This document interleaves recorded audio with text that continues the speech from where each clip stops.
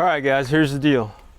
In Denton, Texas, we do a lot of dumpster diving, and I am one of the biggest dumpster divers there is. I've named the group the Denton Dumpster Divers. So we're the 3D group. We go out and we dive on dumpsters on the street, pick up all kinds of stuff. Well, I've had these sitting around for a while. This is an IKEA slat for one of those lay-down couches, and they was attached together with some cording stuff, just stapled on there. IKEA is notoriously soft wood, and it's pretty terrible wood, but it's well finished wood.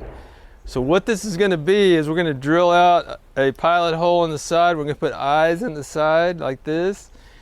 I got anchor rope everywhere, old anchor rope. Run some anchor rope through there, and we're going to have what lays down to be the outdoor shower. So it'll lay down like this with a rope on the outside, and we'll have us an outdoor shower base no matter where we go. And then we just take it, fold it back up, put it away, and on to the next campsite. So you might not believe this is an Airstream thing, but really it is. I had enough of these to make two, and so I made another one for my outdoor shower that's here stationary at the house. But that's what it's going to be, outdoor shower floor. Dig it, cheap.